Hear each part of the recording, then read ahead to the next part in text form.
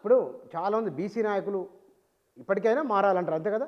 ఇప్పటికైనా నేను కోరేది ఏంటంటే బుచ్చన్న, ఈ వాదన ఎందుకు ఆవేదన జరిగింది అని అంటే సింగిల్ లైన్ ఒకటే కంక్లూడ్ చేద్దాం. మా బాధ ఏంటంటే మొత్తం భారతదేశం భూగోళం టెక్నాలజీతోటి బాంబులతో అణుబాంబులతో భూగోళం మీద ధ్వంసం అయిపోయి మానవ హననమై చచ్చిపోయి కరోనాలు వచ్చి అందరం పీనిగలు గోరీలు కట్టుకునే టైంలో ఇప్పుడు వచ్చింది మా బీసీ ఎస్సీ ఎస్టీ చైతన్యం అని అంటున్నా. తమిళనాడులో 70 ఏళ్ల క్రితం ప్రారంభమైంది, 100 ఏళ్ల క్రితం మహారాష్ట్రలో ప్రారంభమైంది.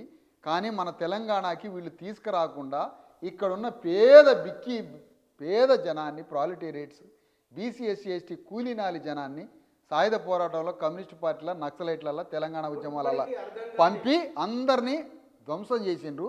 ఇప్పుడైనా ఈ వస్తున్న బీసీ ఎస్సీ ఎస్టీ చైతన్యం అగ్నిపర్వతంలాగా, ఒక అగ్నిధారలాగా, ఏ అగ్రవర్ణ ఛాయలు కూడా ఇందులో రాకుండా, ఏ అగ్రవర్ణ పార్టీల యొక్క లోపటికి కుట్రలు రాకుండా, అగ్రవర్ణాల యొక్క నీడ కూడా పడని ఒక స్వచ్ఛమైన స్వతంత్రమైన బీసీ ఎస్సీ ఎస్టీ ఉద్యమాన్ని నడిపి త్వరలో ప్రయోజనాలు పొందే పోరాటం చేయాలని, దానికి కమ్యూనిస్ట్ పార్టీలు కూడా ట్రాన్స్ఫార్మ్ అయ్యి ఈ ఉద్యమానికి సహకరించాలని కోరుకోవడం మంచిదే.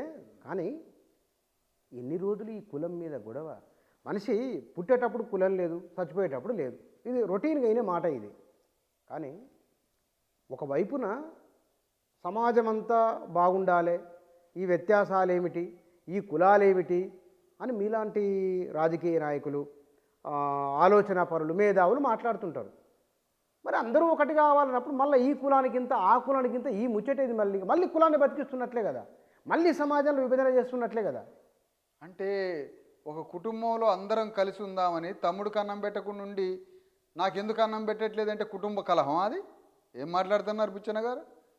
మీరు ఇంత పెద్ద జర్నలిస్టు, ఒక వర్గంలో, ఒక అణగారిన వర్గాలు కోట్ల మంది ఉన్న భారత రాజ్యాంగ అంబేద్కర్ స్ఫూర్తికి విరుద్ధంగా మాట్లాడుతున్నారా మీరు? విరుద్ధం ఎట్లయితే? ఈ భారతదేశం భారత రాజ్యాంగం ప్రియాంబుల్లో చెప్పబడిన మాట చట్టం ముందు అది ఆదర్శ సమాజంగా అందరూ సమానమే. అవును, అందరి హక్కులని కాపాడుకుంటూ అందరి యొక్క సమాజ సంపదలో, సమాజ భూమిలో, రాజ్యంలో అందరి ప్రాతినిధ్యాన్ని సమానంగా డిస్ట్రిబ్యూట్ చేసుకొని అందరూ అన్నదమ్ముల్లాగా బతకాలని ప్రియాంబుల్ చెప్పింది కదా. ఎందుకు వేరే ప్రత్యామ్నాయ ఆలోచన చేయండి. భారతదేశం మహాత్మా జ్యోతిరావు పూలే ఆయన ఆలోచన ధార భవిష్యత్ తరాలు కులాల వారిగా కొట్టాడాలి, కులాల వారిగా రిజర్వేషన్లకు పీకులాడాలని చెప్పిండి ఆయన. అంటే జ్యోతిరావు పూలే మాట్లాడింది బ్రాహ్మణాధిపత్యం కింద వద్దు అన్నాడు. బ్రాహ్మణాధిపత్యాన్ని వ్యతిరేకించిన, అంటే బ్రాహ్మణాధిపత్యం కింద అణగారిన వర్గాలు విద్య లేక, భూమి లేక, రాజ్యం లేక, సంపద లేక, పైగా అంటరానితనంతో, వివక్షతతో సమస్త 90% అణగారిన వర్గాల మీద అగ్రవర్ణ బ్రాహ్మణీయ శక్తుల ఆధిపత్యం మీద పోరాటం జ్యోతిరావు పూలే చేయలేదా? అంబేద్కర్ చేయలేదా? రాజ్యాంగ ఘోష ఏం చెప్తుంది? రాజ్యాంగం అణగారిన వర్గాలందరికీ సంపద, రాజ్యం, భూమి సమానంగా పంచాలని రాజ్యాంగం ఘోషించి రిజర్వేషన్స్ని ప్రవేశపెట్టినప్పుడు ఆ రిజర్వేషన్ల ప్రకారం మా అణగారిన వర్గాలకి సమానంగా సంపద పంచాలని మాట్లాడొద్దా? అంటే అదానీ, అంబానీ దగ్గర దేశ సంపద మొత్తం పోగై తెలంగాణలో రెడ్డి, వెలమ, దొరల చేతిలో భూమి అంతా పోగైనప్పుడు అణగారిన వర్గాలు చెమట రక్తం చిందించి భూమిని తడిపినప్పుడు మా అణగారిన వర్గాలకి భూమిని అడగటం, ఒక చాకలి వాళ్ళకి భూమి ఎంత, యాదవులకు భూమి ఎంత ఉన్నది, మాదిగలకు భూమి ఎంత ఉన్నది, మాదిగలు, చాకలి, మంగలి, విశ్వబ్రాహ్మణ, ముదిరాజ, గొల్ల రాజకీయ ప్రాతినిధ్యం ఎంత అని అడగకూడదా? గొల్లోళ్ళ ఓట్లు ఈరోజు ఎంత ఉన్నాయి తెలంగాణలో? 50 లక్షల మంది యాదవులు ఉన్నారు. మొన్న కులగణనలో ఎంత జనాభా చూపించారు? 48 లక్షల ముదిరాజులు ఉన్నారు. మొన్న దాంట్లో ఎంతమందిని చూపించారు? 45 లక్షల మంది గౌండ్లోళ్ళు ఉన్నారు. వాళ్ళ సంఖ్యను ఎంతమందిని చూపించారు? సంఖ్య మాత్రం అందులో చూపించారు. ఎందుకు చూపించారు? మీ సంఖ్యను పెంచుకోవాలి. ఎందుకు పెంచుకోవాలి?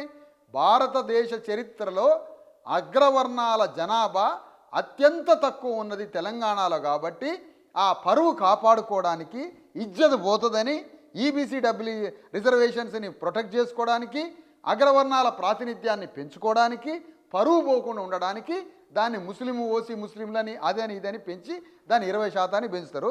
అణగారిన వర్గాల ఇళ్లలో మీరు గమనించండి, ఒక మగ పోరగాడు కోసం 10 మందిని కంటారు మనోళ్ళు, తెలుసా?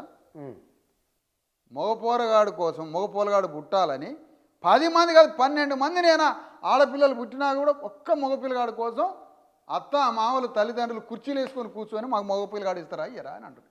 ఇంత జనాభా ఎవరి దగ్గర పెరుగుతుంది? అణగారిన వర్గాల కదా. అగ్రవర్ణాల ఇళ్లలో పాప పుట్టినా బాబు పుట్టినా ఒక్కళ్ళే ఉంటారు ఆ ఇంట్లో, ఒక్కళ్ళే. కానీ ఒక చిన్న అచైతన్యమో కల్చరో ఏదో విస్తృతంగా జనాభా పెరుగుతుంటే 20 లక్షల పైన జనాభా బీసీలది తగ్గి చూపిస్తారా? ఎంత తప్పు అది. ఈ తప్పు ఎందుకు జరుగుతుందో తెలుసా సార్? ఈ తప్పు ఎందుకు జరుగుతుందో తెలుసా? బీసీ వాదం అని తిరిగి అగ్రవర్ణ రాజకీయ నాయకులకు ఓట్లేపించే బీసీ దొంగలు ఉన్నారు చూసినరా? బీసీల కోసం పోరాడే మహనీయులు నాయకులు ఉన్నారు తెలంగాణలో, వాళ్ళకి హ్యాట్సాప్. ఎవరున్నారు? ఆగండి, ఒక మాట, ఉన్నారు. కానీ బీసీ వాదం అని చెప్పి అగ్రవర్ణ రాజకీయ నాయకులకి ఓట్లేపించే దొంగలు ఉన్నారు కదా. ఆ ఓట్లేపించినంత కాలం, ఆ విధంగా ఓట్లేపించినంత కాలం ఎంత కాలం వేపిస్తారో ఈ జనాభాలని తప్పుడు లెక్కలతో అంతే చూపిస్తారు. బీసీలను 20 లక్షలు తగ్గించారు. ఇక ఎస్సీల పరిస్థితి ఏంటి? ఎస్సీ జనాభాని కూడా తగ్గించారు. తగ్గించండి. ఎస్సీ జనాభా తగ్గించారు.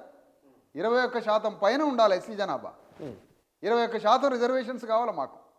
ఎస్సీ జనాభాని తగ్గించారు, బీసీ జనాభాని తగ్గించారు, ఓసీ జనాభాని పెంచారు. దీని విషయంలో ఇది కానీ తమిళనాడులో తమిళనాడులోనే జరిగి ఉన్నట్లయితే, ఇది బీహార్లో జరిగి ఉన్నట్లయితే ఈ తప్పుడు లెక్క. ఇట్లాంటి బీహార్లోనో తమిళనాడులోనో అగ్రవర్ణాల సంఖ్యని పెంచి అణగారిన వర్గాల సంఖ్యని తగ్గించి ఇలాంటి దొంగ లెక్కలు తమిళనాడులో జరిగితే తమిళనాడు రాష్ట్రమే ధ్వంసమే బగ్గుమనేది. కానీ ఒక మాట, మరి ఇక్కడ ఎందుకు జరగట్లేదు అది? ఇక్కడ ఎందుకు జరగట్లేదంటే బీసీ వాదం పేరుతో అగ్రవర్ణ పార్టీలకి ఓట్లేపిస్తున్నటువంటి దళారులు ఉన్నారు కదా. ఆ దళారులు ఉన్నంత వరకు అగ్రవర్ణ పార్టీలు భయపడవు. అంటే ఇప్పుడు బీసీల గురించి మాట్లాడుతున్న వాళ్ళు దళారులు అని మీరు ఇవాళ ఈ కాంటెక్స్ట్లో మనం నేను అనేది బీసీ వాదంతో నికార్సుగా పోరాడేటువంటి నాయకత్వం ఉన్నది. వాళ్ళు ఒక పరిధిలో బీసీ సంక్షేమం గురించి మాట్లాడుతున్నారు. బీసీల హక్కులు, రాజ్యాంగపర హక్కులు, వాళ్ళకు కావాల్సిన సాంఘిక సంక్షేమం ఇవన్నీ మాట్లాడుతున్నారు. వాళ్ళకి హ్యాట్సాప్. అది పరిధి మించి బీసీల రాజకీయం, బీసీలు ఎంతమంది బీసీలు ఉన్నారు, వివిధ నియోజకవర్గాల్లో మా బీసీలకు రాజకీయ ప్రాతినిధ్యం ఎంత అని రోజు 24 గంటలు వాగి ఎన్నికలు రాగానే రెడ్లకు ఓట్లు వేయటం 50 నియోజకవర్గాల్లో. ఇంతకన్నా నికృష్టమైన పని ఉంటుందా? ఇంకా అట్లాంటి వాళ్ళు ఉండబట్టే ఈ సమస్య ఉందంటారు మీరు. అగ్రవర్ణాలు భయపడట్లేదు.